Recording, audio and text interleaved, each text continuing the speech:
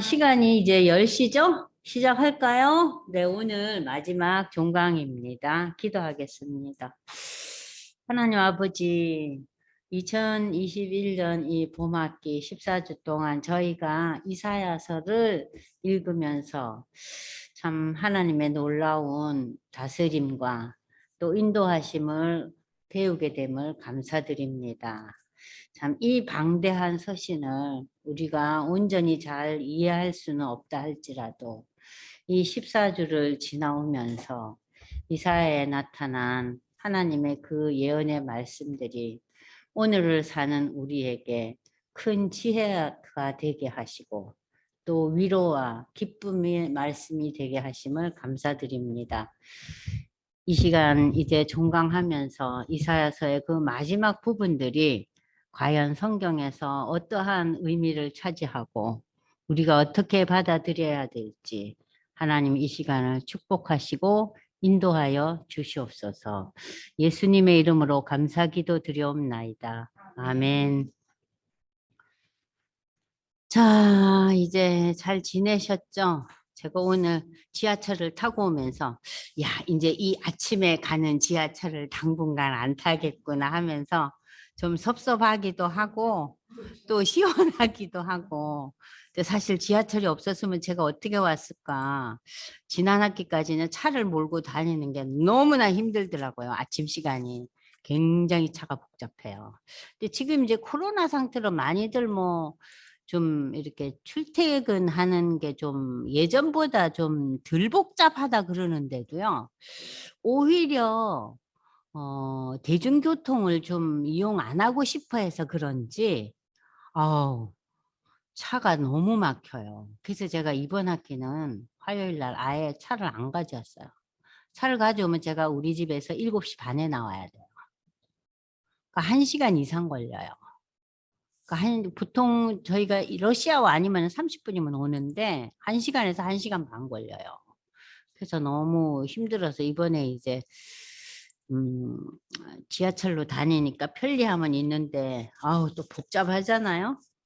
복잡해요. 그리고 그 시간이 출근 시간이잖아요. 예. 근데 출근 시간 보면서 또 되게 나이 드신 분이 그때는 별로 없어요. 그러니까 이제 젊은 사람들 이제 출퇴근하는 거 보면서 아이고 젊은 사람들이 이렇게 애쓰는구나 하는 생각도 들고 또 좋은 시간이지만 힘들기는 했죠. 자, 이제 오늘 저희는 이제 63장부터 시작합니다. 63장. 그럼 여러분들이 이사야 63장을 펼치시고 프린트에는 36페이지죠. 자, 36페이지를 펼쳐보겠습니다. 지난 우리가 60장, 61장, 62장을 읽으면서 시온, 예루살렘, 시온이란 건 예루살렘을 나타내는 또 다른 단어죠. 그 예루살렘의 회복과 영광을 예언하다가 갑자기 이제 63장에 와서 하나님의 심판이 다시 나오고 은총이 나오고 이사야 선지자의 기도가 나와요. 그러면 이 63장은 상당히 복잡한 구조를 갖고 있구나 싶죠. 왜 그러냐면 이제 이 이사야서가 거의 마무리되는 단계예요. 그러니까는 그 심판에 대한 거, 하나님의 은총에 대한 거, 그리고 이사야 개인이 이 하나님의 심판과 은총을 바탕으로 한 기도문이 이제 63장에 나타납니다. 그래서 이제 63장에 와서 죄인들에 대한 하나님의 심판을 먼저 주제로 시작해요.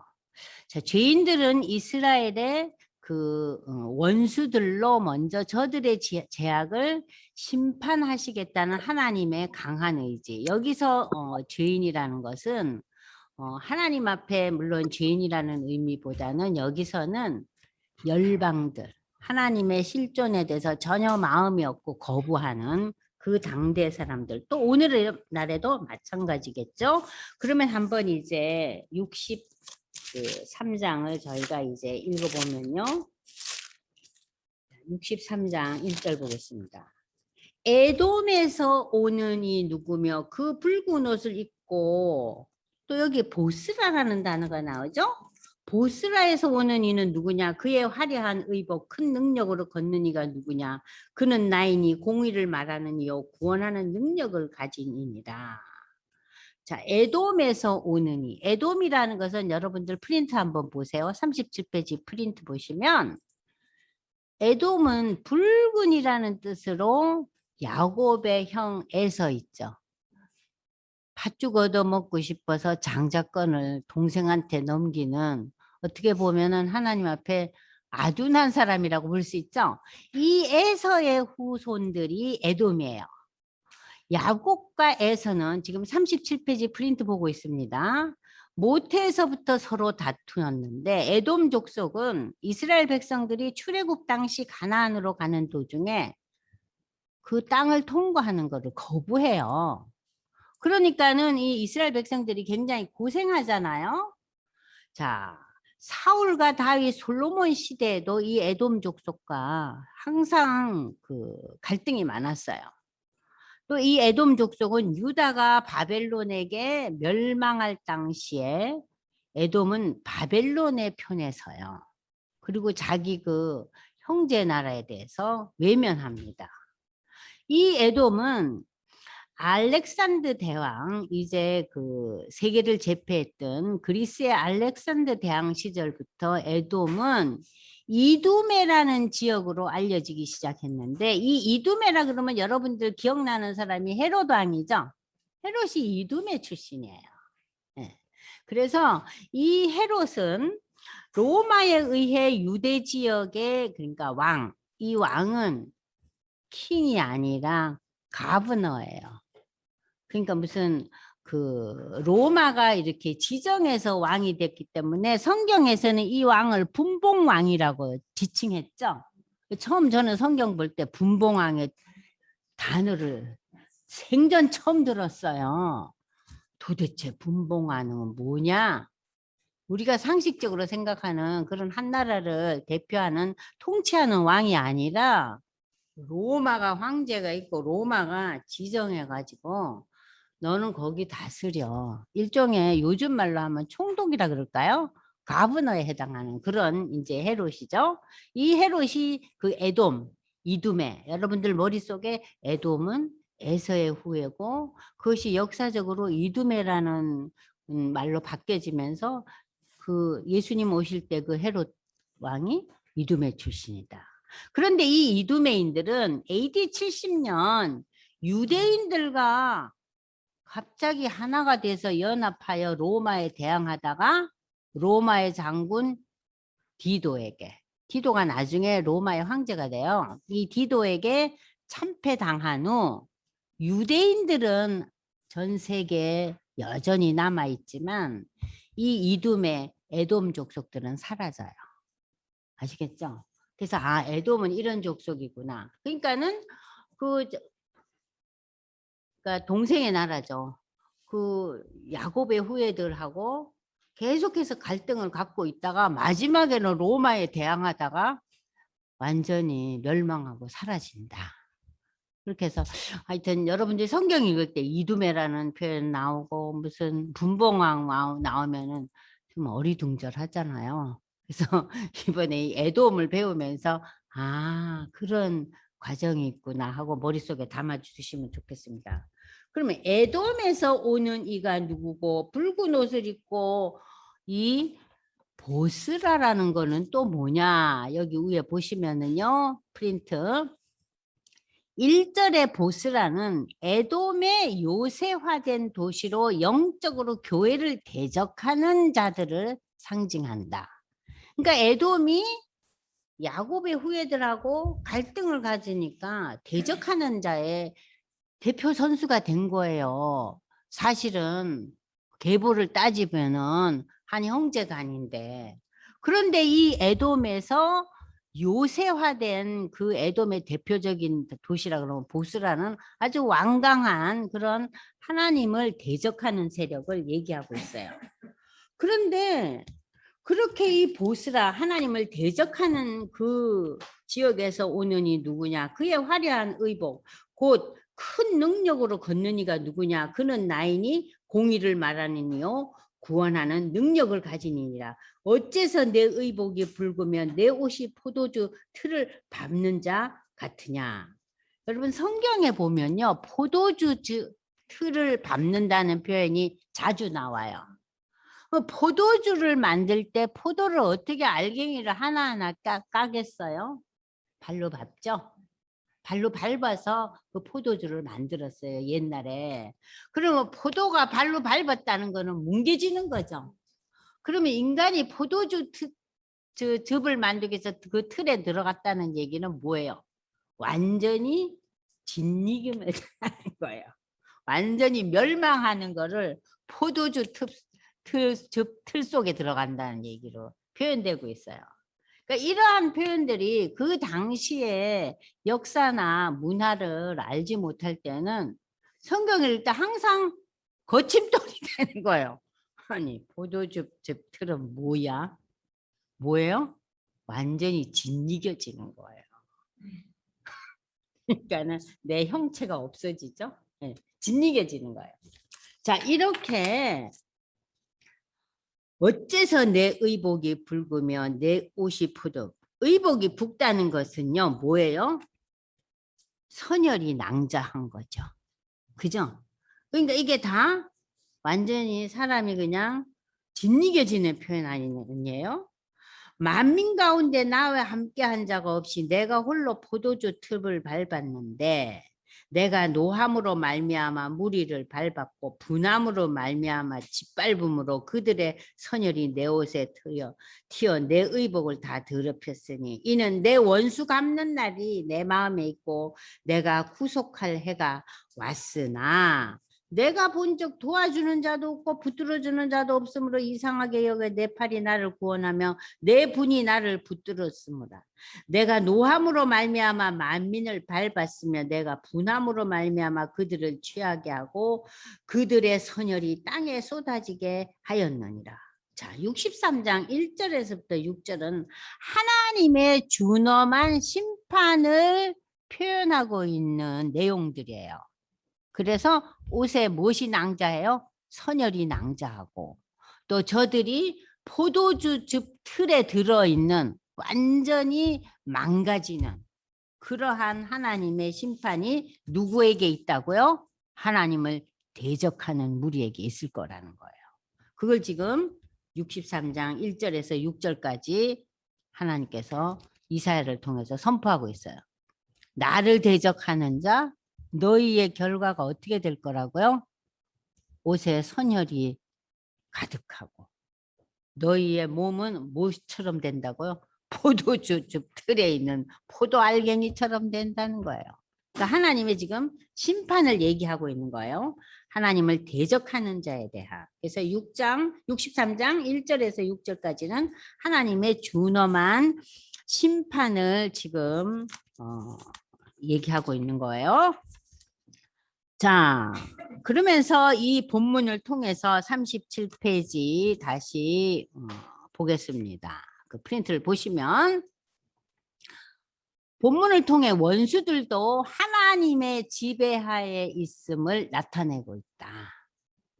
그래서 포도주 틀을 닫는 얘기, 아주 강력한 그 멸망의 의미, 그리고 이제 우리가 앞으로 읽을 7절에서 14절에서는 고난을 겪는 이스라엘이 지난날 저들을 도우셨던 하나님을 다시금 찾게 된다. 그 뭐예요? 회복이죠. 그죠?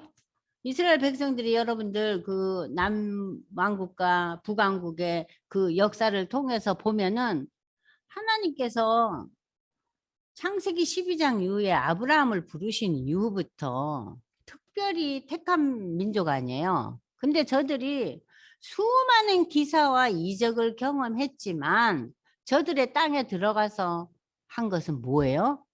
하나님과 이방의 신을 한꺼번에 섬겼잖아요. 함께 섬겼잖아요. 그래서 오늘 우리는 그것을 가리켜서 교회도 잘 나가고 또 한편으로는 모두 잘해요. 세상의 가치에 마음이 활딱 쏟아져서 그저 내 자식이 잘 먹고 잘 살고 건강하고 지위를 누리고 거기에 우리 마음이 홀딱 빠져 있는 거예요. 그러니까 우리의 기도의 내용이 여전히 세상의 가치가 더 우선에 있다면 이거 뭡니까? 이건 하나님과 우상을 함께 섬기는 거예요.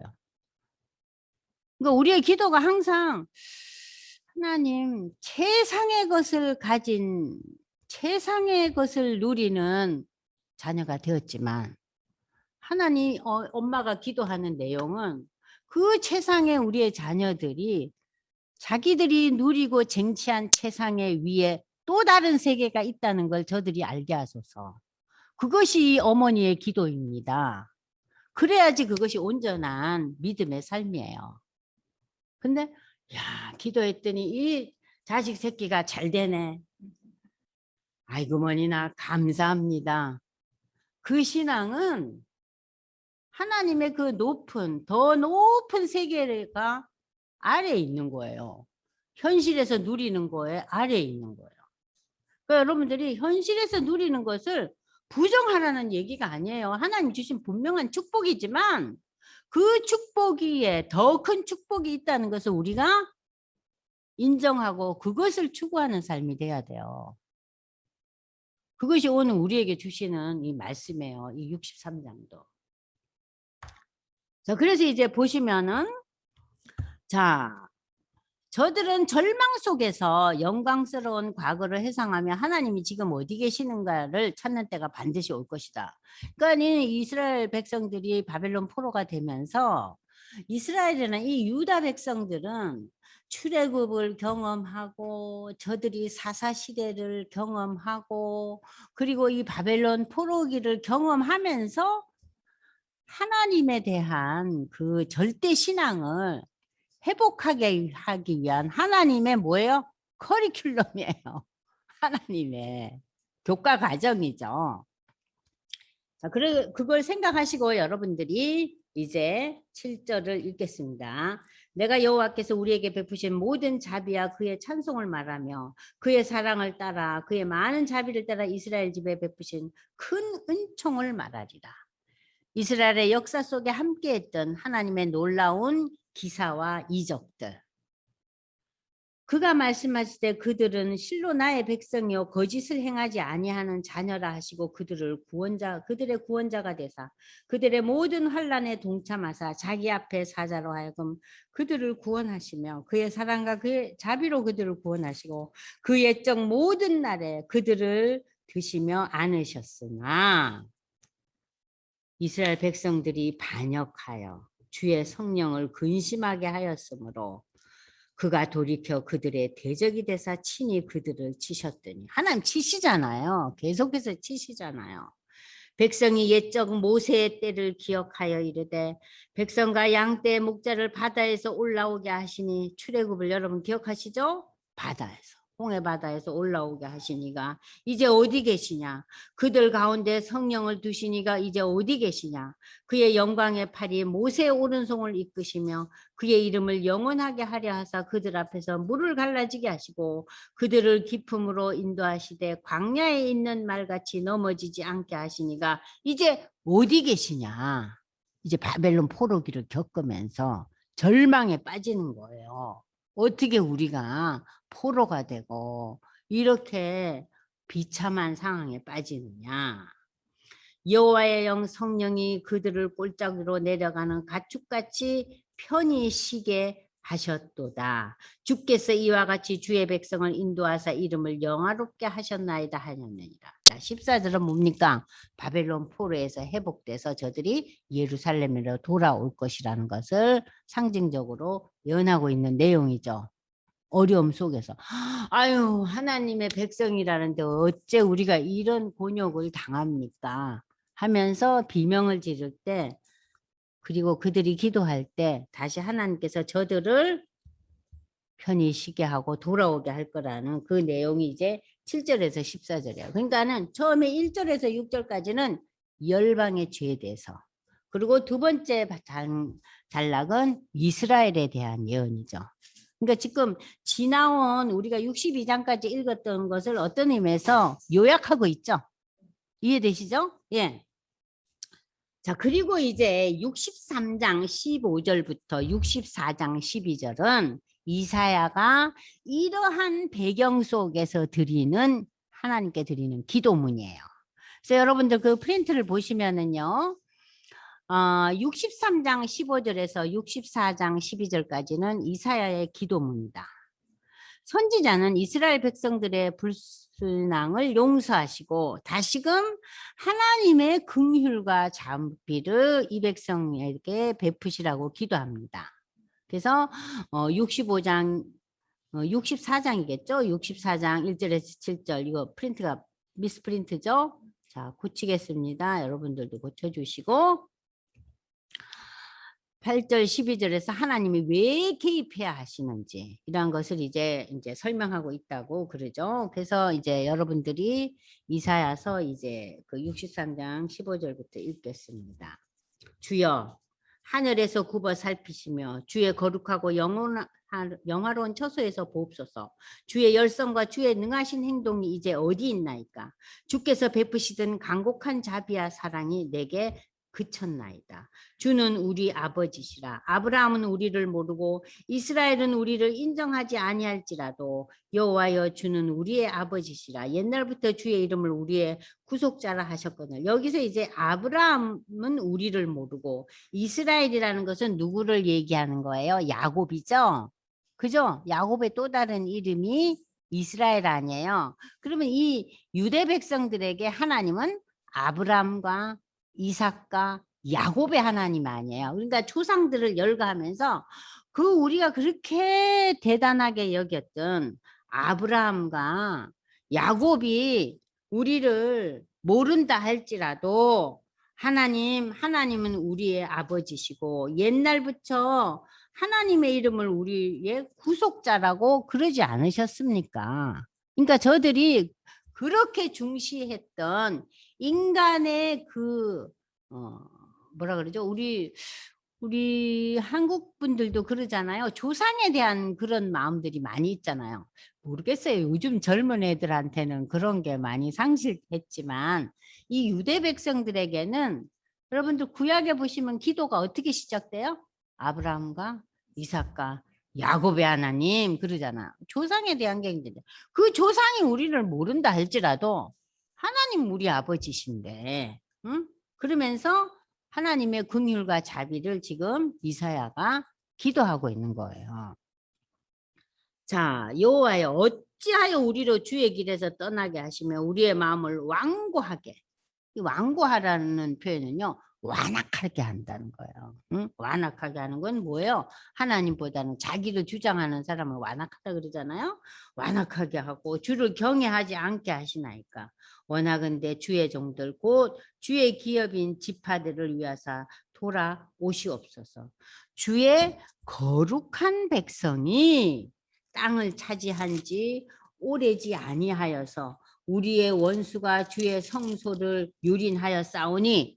자, 이거 보세요. 여러분들 이스라엘 역사 속에서 저들이 이제 사무엘 이후에 사울이 왕이 되고 하나님이 사울의 죄악으로 인해서 패하고 다윗과 솔로몬을 통해서 이제 이 이스라엘이라는 나라를 세우시잖아요. 왕을 세우시잖아요.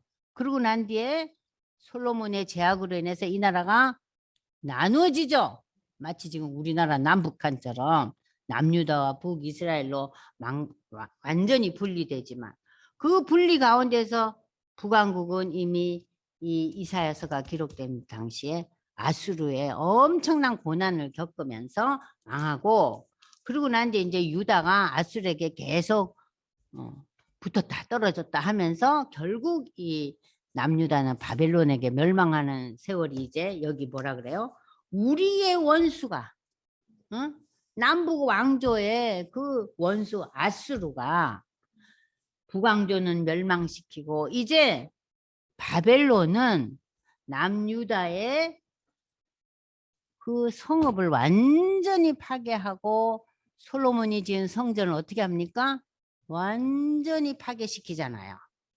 회파당하잖아요. 지금 그 얘기를 하고 있는 거예요. 우리는 주의 다스림을 받지 못하는 자 같으며 주의 이름으로 일컬음을 받지 못하는 같이 되었나이다. 하나님 어떻게 이런 일이 있을 수 있습니까?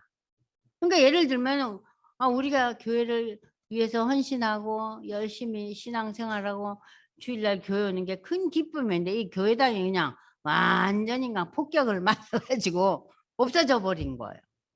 그때 사람이 망연자실이라는 표현이 나오잖아요. 어머 하나님 계신데 어떻게 이런 일이 있을 수 있나? 네? 지금 그 얘기예요. 그러면서 이 이사야가 기도하는 거예요. 원하건대 주는 기도가 지금 64장까지 이어지고 있습니다. 그러니까 63장 그 후반부부터 64장은 이사야의 기도문으로 이것이 끊어지지 않고 여러분들이 이어진다는 걸 기억하셔야 돼요. 그죠?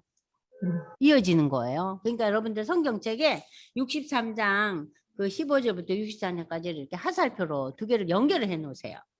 원하건대 주는 하늘을 가르고 강림하시고 주 앞에서 산들이 진동하기를 불이 섭을 사르며 불이 물을 끓인 같게 하사 주의 원수들이 주의 이름을 알게 하시며 이방 나라들로 주 앞에 떨게 하옵소서. 지금 이제 이사야의 기도가 시작돼 계속 이어지는 거예요. 홍집사님 3절부터 이제 12절까지 계속 읽어보세요. 이사야의 기도. 이사야 64장 3절. 주께서 강림하사 우리가 생각하지 못한 두려운 일을 행하시던 그때 산들이 주 앞에서 진동하였사오니 주 외에는 자기를 앙망하는 자를 위하여 이런 일을 행한 신을 옛부터 들은 자도 없고 귀로 들은 자도 없고 눈으로 본 자도 없었나이다. 주께서 기쁘게 공의를 행하는 자와 주의 길에서 주를 기억하는 자를 선대하시거늘 우리가 범죄함으로 주께서 진노하셨사오며 이 현상이 이미 오래되었사오니 우리가 어찌 구원을 얻을 수 있으리이까. 무릇 우리는 다 부정한 자 같아서 우리의 의는 다 더러운 옷 같으며 우리는 다 잎사귀같이 시들므로 우리의 죄악이 바람같이 우리를 몰아가나이다. 주의 이름을 부르는 자가 없으며 스스로 분발하여 주를 붙잡는 자가 없사오니 이는 주께서 우리에게 얼굴을 숨기시며 우리의 죄악으로 말미암아 우리가 소멸되게 하셨음이니이다. 그러나 여호와여 이제 주는 우리 아버지시니이다. 우리는 진흙이요 주는 토기장이시니 우리는 다 주의 손으로 지으신 것이니이다. 여호와여 너무 분노하지 마시오며 죄악을 영원히 기억하지 마시옵소서. 구하오니 보시옵소서 보시옵소서. 우리는 다 주의 백성이니이다. 주의 거룩한 성읍들이 광야가 되었으며 시온이 광야가 되었으며 예루살렘이 황폐하였나이다. 우리 조상들이 주를 찬송하던 우리의 거룩하고 아름다운 성전이 불에 탔으며 우리가 즐거워하던 곳이 다 황폐하였나이다. 여호와여 이러하거늘 주께서 아직도 가만히 계시려 하시나이까. 주께서 아직도 잠잠하시고 우리에게 심한 괴로움을 받게 하시려나이까. 네, 지금 이제 이사야는 절규하는 거예요. 이 황폐해진 이 예루살렘을 이제 그 바라보면서, 그러니까 이제 미래 일어날 일을 바라보면서, 자 그러면 이 64장의 기도에서 제일 먼저 나오는 게 이 강림이라는 단어가 나와요. 강림이라는 단어. 이 강림이라는 단어도 우리가 세속의 역사에서는 사용하지 않는 단어예요. 그죠? 이 강림이란 단어는 여러분들 37페이지 맨 밑에 보시면 하나님의 임재예요. 그러면 구약에서 이스라엘 백성들에게 하나님의 임재는 성전을 뜻하는 거잖아요. 그죠? 성전에 하나님의 그 임재가 있다. 그래서 성막과 성전이 다 완공되고 난 뒤에 무엇이 임했다 그랬어요? 하나님의 영이 임했다. 충만했다. 그 표현이 늘 나오거든요. 그래서 이 강림이라는 것은 하나님이 임재했다. 하늘을 가르고 함께 하셔서, 자, 그래서 우리가 여기에서 보시면은 그 임재라는 단어에 대해서 굉장히 어려워하지만 오늘날 그러면 우리는 이 임재의 개념을 어떻게 받아들여야 되느냐. 구약에서는요, 그룹 가운데, 그룹이라는 건 천사를 얘기하는 거죠. 천사들과 함께 하면서. 그래서 이사야가 부름을 받을 때 이사야 6장에 무엇이 임했어요? 천사들이 있잖아요. 그래서 거룩하다고 찬양하는 장면 여러분들 배웠잖아요. 그 하나님의 임재죠. 자, 그리고 이 구약에서는 불과 연기 가운데서, 빛 가운데서 또 여러분들이 잘 아시는 그 엘리야 선지자는 세미한 음성을 들어요. 하나님의 임재를. 그리고 이렇게 천사, 뭐 성육신 이렇게 이제 나타나는데 여러분에게 꼭 이제 설명드리고 싶은 건 그 하나님의 임재 강림이라는 것은 신약에 와서 성육신의 사건으로 여러분이 이해하시면 돼요. 성육신이 뭐예요? 하나님이 인간이 되신 거잖아요. 그래서 하나님이 이 땅에 구체적으로 오신 거예요. 하나님의 모습을 우리는 누구에게서 발견해요? 예수 그리스도를 통해서. 그러니까 구약의 시대는 하나님이 이스라엘 백성을 통해서 다스리고 통치하시고 역사하신 이 구약과 신약에 와서는 예수가 이 땅에 오세요. 하나님의 아들로서. 그래서 우리가 이 성육신을 하나님의 임재의 그 사건으로 볼 수 있는데, 그래서 집사님 한번 요한복음 1장 14절에서 18절. 여러분들이 성육신, 예수가 인간의 몸을 입고 왔다는 그 설명은 요한복음 1장 14절에서 18절까지 가장 잘 설명하고 있거든요. 한번 지금 읽어보세요. 시작. 요한복음 1장 14절. 말씀이 육신이 되어 우리 가운데 거하심에 우리가 그의 영광을 보니 아버지의 독생자의 영광이요 은혜와 진리가 충만하더라. 요한이 그에 대하여 증언하여 외쳐 이르되 내가 전에 말하기를 내 뒤에 오시는 이가 나보다 앞선 것은 나보다 먼저 계심이라 한 것이 이 사람을 가리킴이라 하니라. 우리가 다 그의 충만한 데서 받으니 은혜 위에 은혜로라. 율법은 모세로 말미암아 주어진 것이요 은혜와 진리는 예수 그리스도로 말미암아 온 것이라. 본래 하나님을 본 사람이 없을 때 아버지 품속에 있는 독생하신 하나님이 나타내셨느니라. 네. 아주 뭐 이 요한 기자가 그 성육신에 대한 설명을 아주 짧지만 너무나 분명하게 잘 하고 있는 이 표현이 요한복음 1장 14절에서 이렇게 18절까지입니다. 이게 이제 하나님의 임재 강림을 나타낸다. 그리고 이제 신약에 와서는 그리스도의 이름으로 모인 교회 안에 있다. 하나님 임재하신다. 그리고 이제 계시록에 가면은 새 예루살렘, 그러니까 새 하늘과 새 땅에 하나님 강림하신다. 여러분들이 강림이라는 단어가 그러니까 그렇게 먼 단어가 아니에요. 그래서 이 강림이라는 단어를 우리는 오늘날 우리 삶 속에서 표현하자면 주의 성령이 내게 임하네. 그게 강림이에요. 그러니까 하나님이 영으로 강림하잖아요. 그러니까는 하나님의 시대, 예수 그리스도의 시대, 예수님이 떠나시고 난 뒤에 우리에게 주신 선물이 뭐예요? 성령이잖아요. 그래서 오늘 우리는 성령이 함께 하심으로 하나님의 임재를, 하나님의 강림을 우리가 누리고 사는 거예요. 자, 제가 이렇게 설명하는 거는 강림이라는 단어 자체에 우리가 또 약간 갸우뚱해요. 이거 뭔가. 그죠? 그러니까 제 경험으로 얘기를 드리는 거예요. 자, 그래서 다시 이제 이 본문으로 가면요. 자, 하나님 강림하셨는데 주 외에는 자기를 강망하는 자를 왜 이런 일을 행하신 신을 옛부터 들은 적도 귀로 들은 적도 없고 눈으로 본 자도 없나요?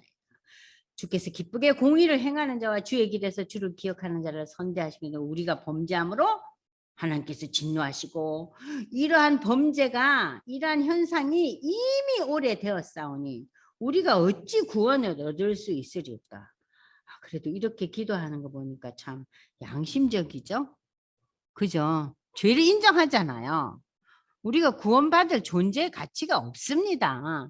이렇게 못돼 먹었는데 어찌 구해달라고 기도를 하겠습니까? 그러니까 납작 엎드려지는 거예요. 무릇 우리는 다 부정한 자 같아서 우리의 의는 다 더러운 옷 같으며 우리는 다 잎사귀같이 시들므로 우리의 죄악이 바람같이 우리를 몰아가나이다. 주의 이름을 부른 자가 없고 스스로 분발하여 주를 붙잡는 자가 없으니 이는 주께서 우리에게 얼굴을 숨기시며 우리의 죄악으로 말미암아 우리가 소멸되겠다. 그 우리의 죄 때문에 하나님과 우리의 관계가 멀어졌다는 거야. 그러나 여호와여 이제 주는 우리 아버지신다. 다시 반복하죠. 아까 63장의 내용을 아버지신다. 우리는 진흙이요 주는 토기장이니 우리는 다 주의 손으로 지은 것입니다.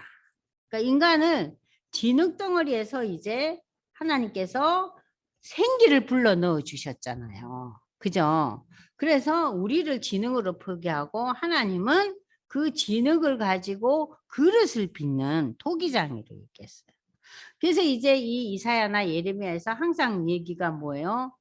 토기장이가 동그랗게 하든 세모도리를 하든 네모도리를 하든 그건 내 마음이라는 거예요. 응? 내 마음이라는 거예요. 그러니까 하나님의 절대적인 권한이에요. 그래서 우리가 아이 나는 왜 이런 거를 잘 못하나? 왜 내 얼굴 몰골은 이렇게 생겼나? 우리 잘 그러잖아요. 아, 우리 누구는 참 괜찮더만. 아, 누구는 참 머리도 좋고 영리하고 지혜롭는데 나 왜 이렇게 아둔하지? 우리 얼마나 불평이 많습니까? 그죠? 근데 하나님이 다 만드셨어요. 근데 하나님께서는 우리에게 예수를 믿는 것은 은혜죠.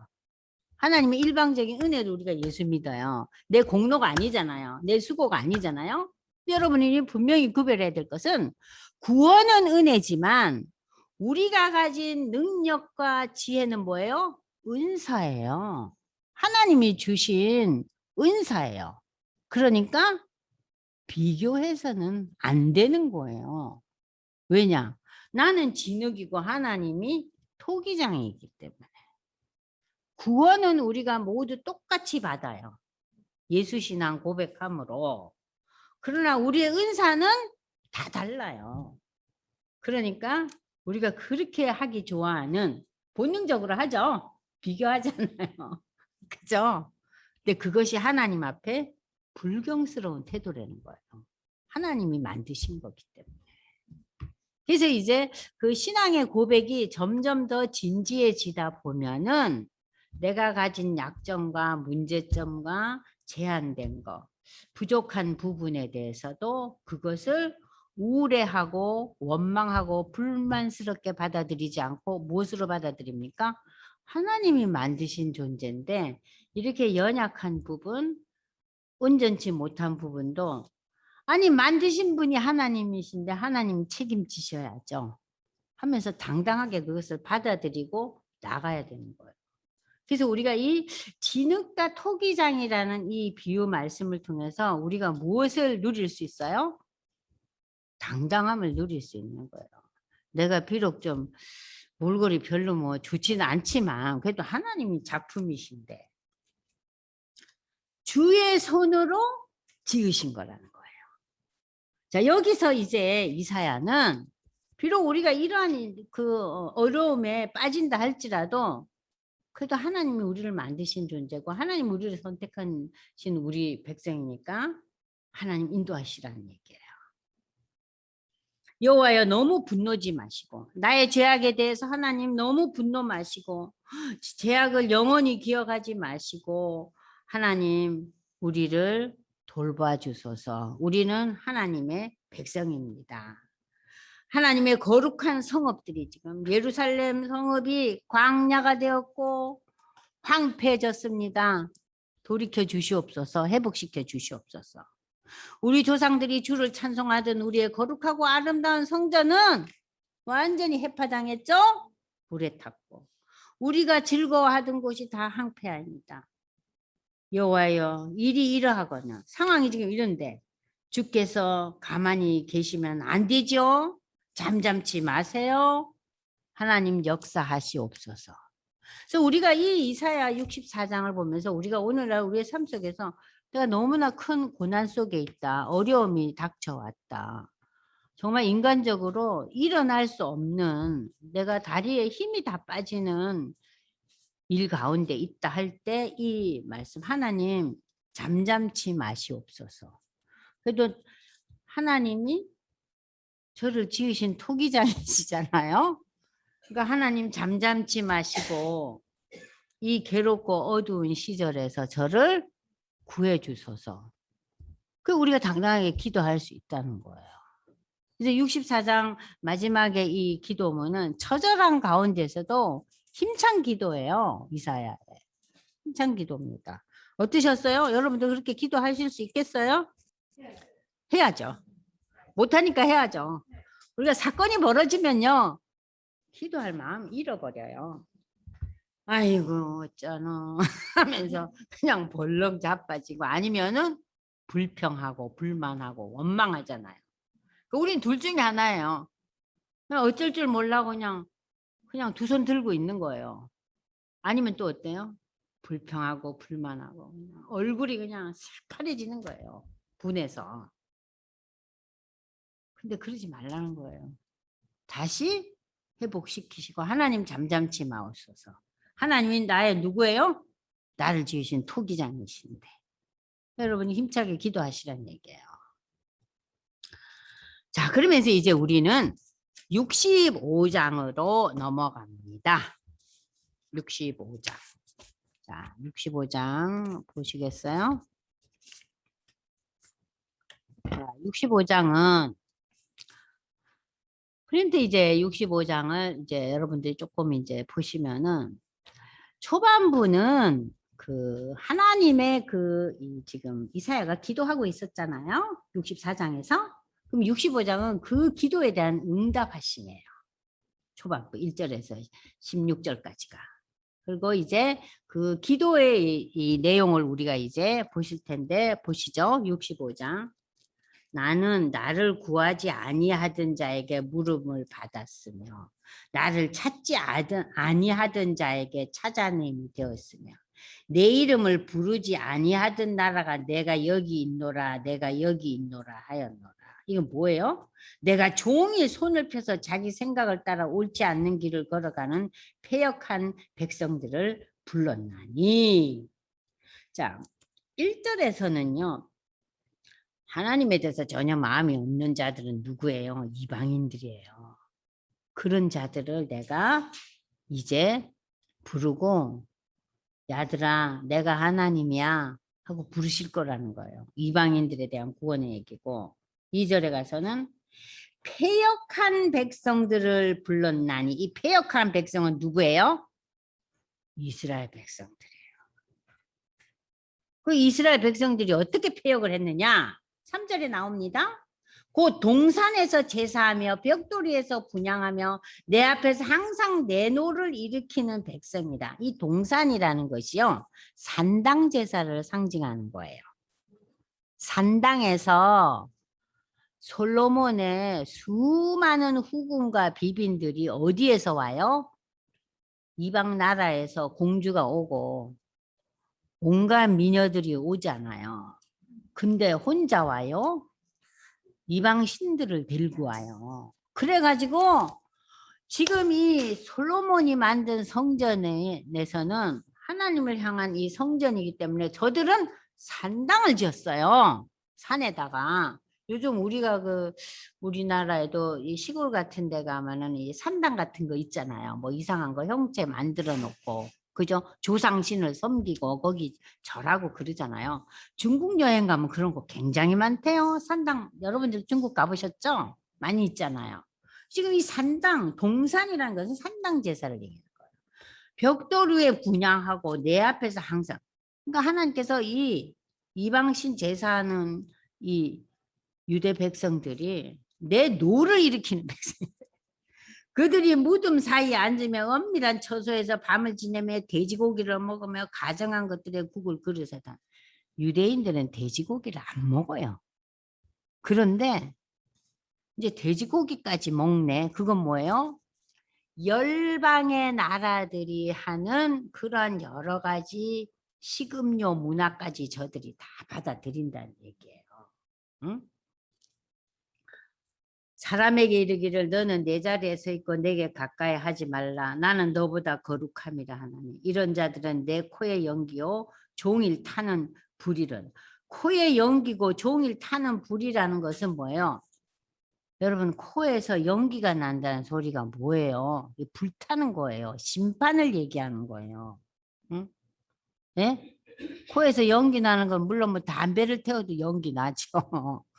그지만 여기서 연기 나는 거는 심판, 불태운다는 소리예요. 응? 너무나 무서운 표현 아니에요? 보라 이것이 내 앞에 기록되었으니 내가 잠잠치 않냐고 반드시 보응하되 그들의 품에 보응하리라. 하나님의 품에 안아주시는 것이 아니라 그들이 그들 자신의 품속에서 많은 어려움과 고난을 겪게 하리라는 거예요. 너희 죄악과 너희 조상들의 죄악은 한 가지니 그들이 산 위에 분향했다. 아까 동산에서 제사했던 얘기 나왔죠? 산 위에서 분향하며 작은 산 위에서 나를 능욕하였다. 왜 이렇게 능욕한다는 단어를 써요? 이스라엘 백성들을 하나님과 결혼 관계로 설명했죠? 그죠? 그러면서 하나님은 남편이고 아내다 이렇게 결혼 관계였잖아요. 왜냐하면 인간관계 속에서 가장 가까운 관계가 결혼 관계잖아요. 그래서 내가 네 남편이다 그런 표현 우리 배웠잖아요. 그죠? 여기 그 얘기가 나온 거예요. 능력이라는 거. 응? 그러므로 내가 먼저 그들의 행위를 헤아리고 그들의 품에 보응하리라 여호와가 말. 여호와께서 이와 같이 말씀하시되 포도송이에는 즙이 있으므로 사람들이 말하기를 그것을 상하지 말라. 이 포도주가 아주 귀한 음료잖아요. 이 중동 지역에서는. 그 나라에서는 물이 귀해요. 그래서 포도주를 진하게도 만들고 연하게도 만들고 이제 귀한 건데 그 포도주를 만드는 것을 포도를 상하지 말라. 거기 복이 있느니라 하나님. 나도 내 종들 위하여치 그같이 행하여 다 멸하지 아니하고 자 포도송이 하나하나를 귀히 여기고 상하지 않듯이 내가 누구를 상하지 않고 귀하게 여기겠다는 거예요. 남은 자 사상이 여기 나옵니다. 아시겠죠? 자, 남은 자 사상이 여러분들 여기에서 나오는데 보십시오. 자, 65장 이 남은 자 사상은요. 우리가 이제 지난 그러니까는 초반부에 이사야서 그 초반부에서 이 말씀을 배웠잖아요. 근데 이제 보시면은요. 자, 보세요.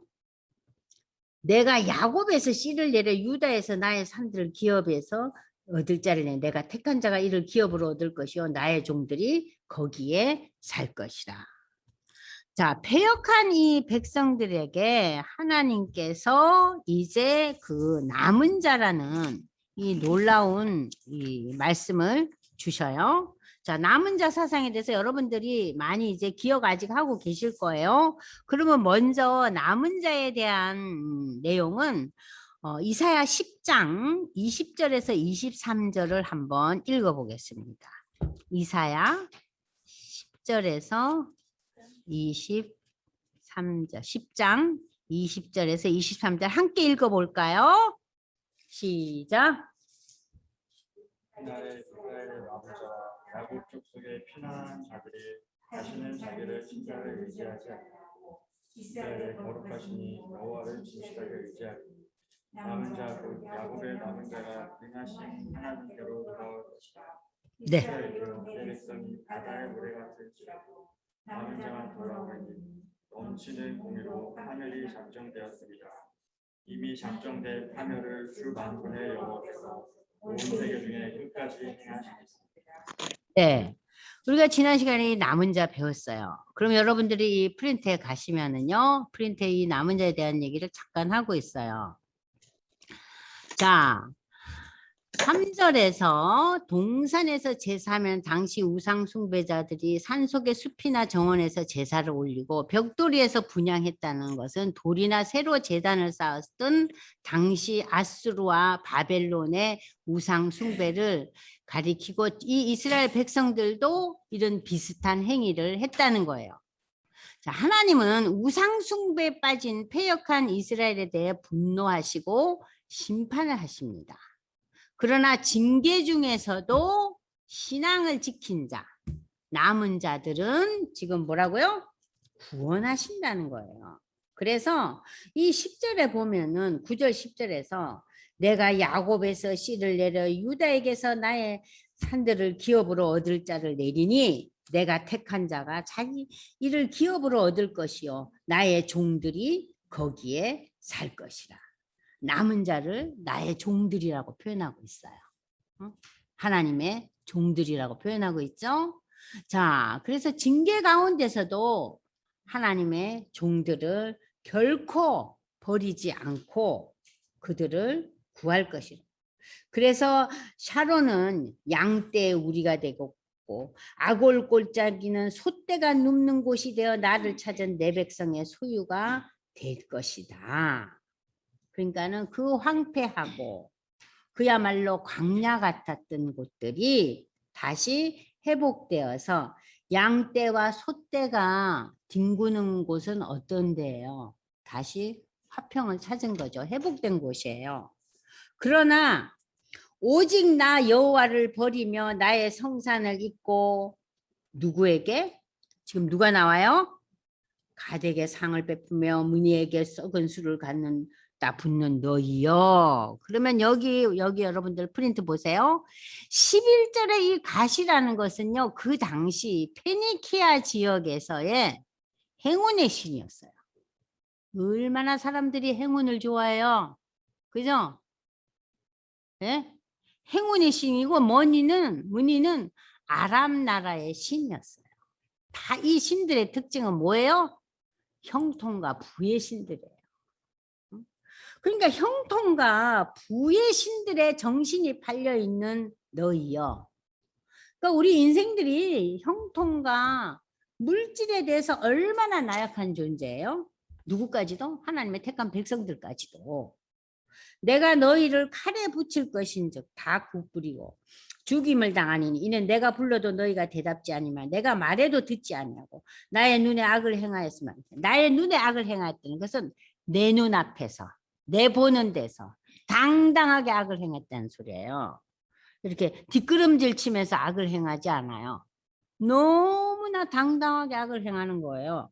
내가 즐겨하지 아니하는 일들을 너희가 선택하고 한다는 거예요. 이러므로 주 여호와께서 이와 같이 말씀하시니라. 보라, 나의 종들은 먹으라. 나의 종이 누구라 그랬어요? 남은 자라 그랬죠? 나의 종들은 먹을 것이로되 너희는 주질 것이라. 보라, 나의 종들은 마실 것이지만 너희는 목이 가랄 것이다. 보라, 나의 종들은 기뻐하지만 열방의 신들을 섬기는 너희는 수치를 당할 것이다. 보라, 나의 종 남은 자들은 즐거워하며 노래하지만 너희는 마음이 슬프고 울며 심령이 상함으로 통곡할 거다. 아이고 머니나. 또 너희가 남겨놓은 이름은 내가 택한 자의 저주거리가 될 것이니 주 여호와 내가 너를 죽이고 내 종들은 다른 이름으로 부르리라. 이 내 종들 남은 자들이 신약에 와서 무슨 이름으로 불려요? 크리스찬으로 불리죠? 그죠? 하나님의 종들이 오늘날 우리는 무엇으로 불림을 받아요? 크리스찬으로, 그리스도인들. 이러므로 땅에서 자기를 위하여 복을 구하는 자는 진리의 하나님을 향하여 복을 구할 것이요. 여러분들 16절 주목하세요. 땅에서 맹세하는 자는 진리의 하나님으로 맹세하니 이는 이전 환란이 잊어지고 내 눈앞에 숨겨졌습니다. 자, 지금 하나님의 그 종들에 대한 그 축복을 얘기하고 있으면서 그러니까 너희가 비록 지금 땅에서 살고 있지만 우리가 지금 하늘에 살고 있지 않잖아요. 땅에서 살고 있지만 너희는 그 복을 하나님께 구하라는 거예요. 이방 신들에게 구하지 말고. 예? 그리고 너희가 약속을 하는 것도 이방의 신들하고 약속하지 말고 신들한테 재물을 바치잖아요. 우상한테 놓잖아요. 우상의 마음을 어쩌기 위해서? 달래고 나에게 복을 주게 하기 위해서. 그렇게 하지 말고 나와 약속하라는 거예요. 근데 왜 여기서 이렇게 진리의 하나님이라는 표현을 하고 있느냐? 자, 이 진리의 하나님은 원래 원어에서는 아멘의 하나님으로 나와요. 아멘이라는 것은 네, 맞죠. 하나님 그렇습니다. 무슨 이 얘기를 하고 난데 우리가 아멘 하면 뭐예요? 위에 그 문장에 대한 얘기가 맞아요, 맞아요. 그렇고 말고요. 하고 그 인정하는 것을 아주 그냥 더 아주 과하게 이렇게 표현하는 것이 아멘이거든요. 그러니까 이 아멘의 하나님은 왜 그러냐? 약속을 신실히 지키시는 분이기 때문에. 그래서 우리는 이 하나님을 가리켜서 성실하신 하나님, 그러죠? 페이스풀이라는 단어 쓰잖아요. 성실하신 하나님. 그러니까 인간과 하나님의 차이는 뭐예요? 인간은 신실치 못해요. 여러분들 약속을 그렇게 신실히 지켜요?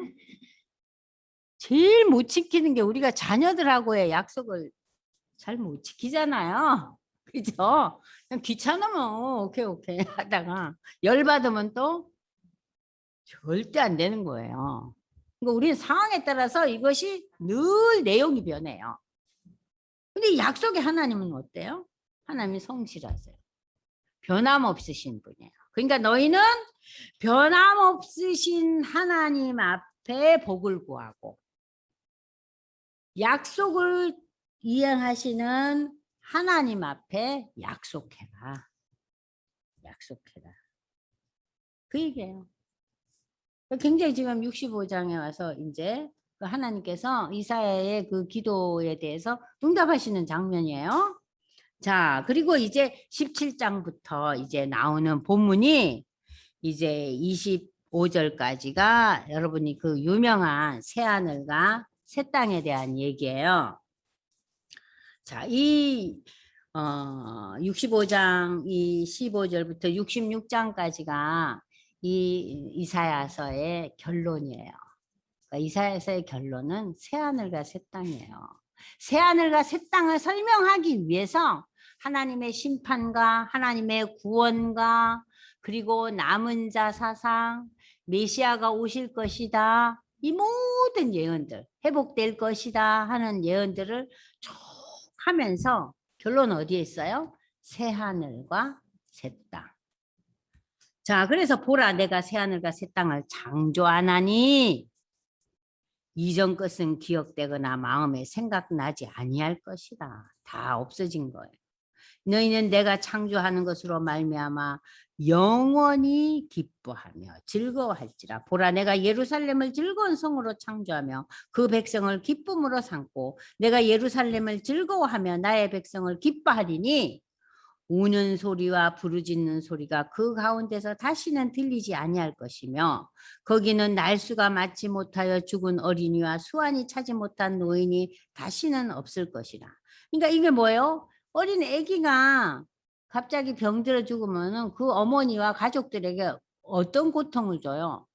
정말 평생 지워지지 않는 고통이죠. 그런 게 없는 거예요. 새하늘과 새 땅은.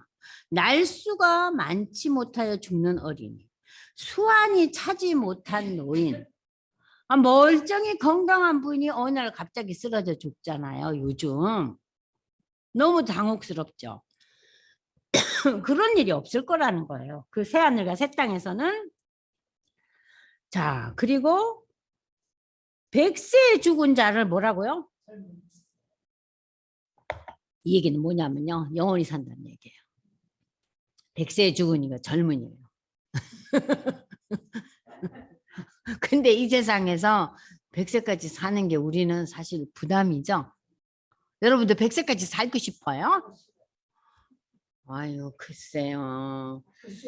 아유, 생각만 해도 기가 차죠. 지금 어느 권사님은 글쎄요. 제가 그랬더니 글쎄 아니라고 지금 그냥 우기시는데 사실 그렇죠. 100세까지 산다는 게 참 고역이죠. 그죠? 아무리 건강해도 요즘 TV 프로그램에 보면 100살 넘으신 노인들이 건강하시다고 이렇게 소개하는 거 보여요. 자녀들하고 나오는데 글쎄 참 건강해 보이시긴 하는데 지금 제 상황은 저분만큼도 건강치 못하는데 내가 100살 살아. 어머나 온 가족들에게 짐덩어리지 짐덩어리야. 그런 생각이 머리에 스치잖아요. 아 그런데 100세 죽는 자가 젊은이라니 이거는 영원히 산다는 의미란 얘기예요. 그들이 가옥을 건축하고 그 안에 살겠고 포도를 심고 열매를 먹을 것이고 그들이 건축한 데 타인이 살지 아니할 것. 이건 뭐예요? 빼앗기지 않는다는 소리예요. 내진 거 내가 차지하고 산다는 거예요. 근데 이 세상은 삶은 어때요? 우리가 심은 대로 거두지 못해요. 이 세상의 이치는 심은 대로 거두면 뭐가 불공평합니까? 공평한 거지. 근데 이 새하늘과 새 땅은 공평한 거예요. 그들이 심은 것을 타인이 먹지 아니하고 내가 심은 건 내가 먹어요. 아무도 안 뺏어 먹어요. 이는 내 백성의 수완이 나무의 수완과 같겠고 내가 택한 자가 그 손으로 일한 것을 길이 누릴 것이며 그들의 수고가 헛되지 않겠고 그들이 생산한 것이 재난을 당하지 않고 그들은 여호와의 복된 자의 자손 그들의 후손도 그들과 같습니다. 자자손손 어때요? 공평한 세상에 응? 영원히 산다는 거예요. 그들이 부르기 전에 내가 응답하겠고 저는 요 24절이 너무 부러운 거 있죠. 부르기 전에 응답하겠고 그들이 말도 마치기 전에 내가 들을 것이며 이리와 어린 양이 함께 먹을 것이며 이리가 어린 양을 어떻게 함께 먹어요? 어린 양 잡아먹지 이 세상에서는. 사자가 소처럼 짚을 먹을 것이며 뱀은 흙을 양식으로 삼을 것이니 나의 성산에서는 해함도 없겠고 상함도 없으리라 여호와께서 말씀하시니라. 자, 이 65장 후반부에 말씀이 나타나 있는 것이 계시록이잖아요. 그래서 지금 여러분들 계시록 21장 피세요. 계시록 21장 1절에서 8절까지 홍 집사님이 읽으세요. 그리고 22장 1절 5절 계속해서 읽겠습니다. 네, 홍 집사님 읽으세요. 계시록 21장 1절. 또 내가 새 하늘과 새 땅을 보니 처음 하늘과 처음 땅이 없어졌고 바다도 다시 있지 않더라. 또 내가 보매 거룩한 성 새 예루살렘이 하나님께로부터 하늘에서 내려오니 그 준비한 것이 신부가 남편을 위하여 단장한 것 같더라. 내가 들으니 보좌에서 큰 음성이 나서 이르되 보라 하나님의 장막이 사람들과 함께 있음에 하나님이 그들과 함께 계시리니 그들은 하나님의 백성이 되고 하나님은 친히 그들과 함께 계셔서 모든 눈물을 그 눈에서 닦아주시니 다시는 사망이 없고 애통하는 것이나 곡하는 것이나 아픈 것이 다시 있지 아니하리니 처음 것들이 다 지나갔음이더라. 보좌에 앉으시니가 이르시되 보라 내가 만물을 새롭게 하노라 하시고 또 이르시되 이 말은 진실하고 참되니 기록하라 하시고 또 내게 말씀하시되 이루었도다 나는 알파와 오메가요 처음과 마지막이라 내가 생명수 샘물을 목마른 자에게 값없이 주리니 이기는 자는 이것들을 상속으로 받으리라. 나는 그의 하나님이 되고 그는 내 아들이 되리라. 그러나 두려워하는 자들과 믿지 아니하는 자들과 흉악한 자들과 살인자들과 음행하는 자들과 점술가들과 우상 숭배자들과 거짓말하는 모든 자들은 불과 유황으로 타는 못에 던져지리니 이것이 둘째 사망이라. 네, 분명하게 21장에 나오죠. 그러니까는 여러분들 이 65장에 나와 있는 새하늘과 새 땅에 대한 그 설명이 계시록은 더 분명하게 나타나 있어요. 그걸 바탕으로 해서. 그죠? 그러니까는 이 이사야서의 그 새하늘과 새 땅에 대해서 여러분들이 이제 읽으시면서 이 새하늘과 새 땅이 신약에 와서 어떻게 구체화되느냐. 계시록 21장에 이렇게 나타나고 또 22장 여러분들 1절에서 5절까지 읽겠습니다. 22장 1절. 또 그가 수정같이 맑은 생명수의 강을 내게 보이니 하나님과 및 어린 양의 보좌로부터 나와서 길 가운데로 흐르더라. 강 좌우에 생명나무가 있어 12가지 열매를 맺되 달마다 그 열매를 맺고 그 나무 잎사귀들은 만국을 치료하기 위하여 있더라. 다시 저주가 없으며 하나님과 그 어린 양의 보좌가 그 가운데에 있으리니 그의 종들이 그를 섬기며 그의 얼굴을 볼 터이요 그의 이름도 그들의 이마에 있으리라. 다시 밤이 없겠고 등불과 햇빛이 없으니 이는 주 하나님이 그들에게 비치심이라. 그들이 세세토록 왕 노릇 하리로다. 네, 이렇게 이제 65장 이 마지막 본문에서 이렇게 새하늘과 새 땅을 이제 이야기하면서 이제 그 이사야서는 유다 백성의 바벨론 포로 회복을 상징적으로 이제 가까운 미래에 대한 얘기고 먼 종말에 대한 미래 얘기는 이 계시록과 연결되면서 더 이상 슬픔과 눈물과 저주가 없는 하나님의 나라가 도래할 것이다. 그것이 이제 65장을 마무리를 하고 있고 이 66장에도 이제 이 부분이 다시 이제 반복되고 있어요. 그러니까 여러분들이 지금 63, 64, 65장을 읽으면서 이사야서를 어느 정도 관통하면서 지금 보고 있는 거예요.